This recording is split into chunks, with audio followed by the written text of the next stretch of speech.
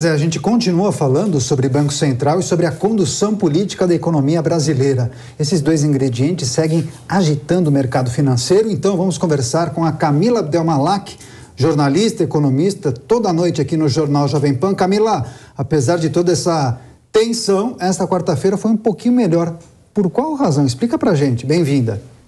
Boa noite, Daniel. Boa noite, Lívia. Pois é, o Vika estava falando há pouco que o clima, no dia de hoje acabou mudando um pouco, abaixando a temperatura, porque alguns representantes do governo estão atuando para tentar apagar esse incêndio entre o Banco Central e o governo. O fato é que houve aí declaração do Randolph Rodrigues, que é o líder do governo dentro do Congresso, e também do ministro de Relações Institucionais, o Alexandre Padilha, no sentido de que não haverá uma alteração na independência do Banco Central, mas que sim continuará um debate contra essa taxa Selic de 13,75, porque esse debate ele é necessário. E na interpretação dos analistas e dos economistas, esse movimento político que a gente vem acompanhando desde a semana passada, quando ganhou mais força por conta dos comunicados de política monetária do Banco Central, o objetivo do governo, na verdade,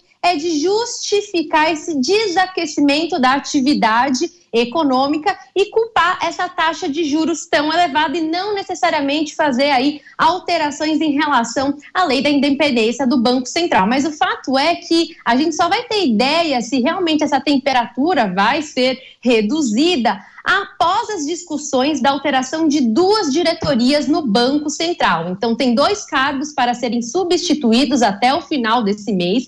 É uma prerrogativa do presidente da República fazer essas indicações. Então, esse é um aspecto muito importante ao olhar do mercado financeiro. Então, a gente tem aí alguns sinais que a temperatura talvez não vai baixar tão cedo.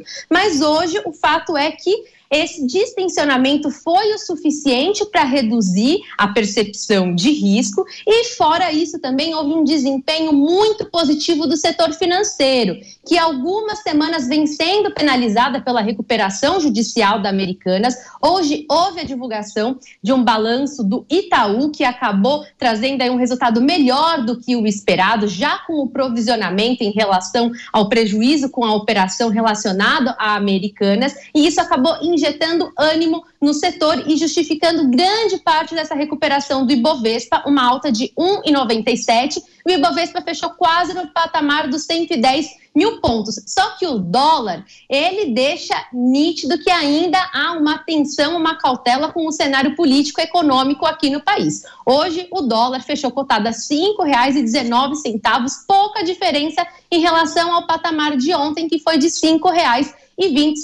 Então, ainda há cautela no cenário, Daniel. Tá certo, as principais notícias e análises sobre a nossa economia com a Camila Abdelmalak, que você sempre acompanha aqui na programação da Jovem Pan News. Obrigado, Camila. Boa noite.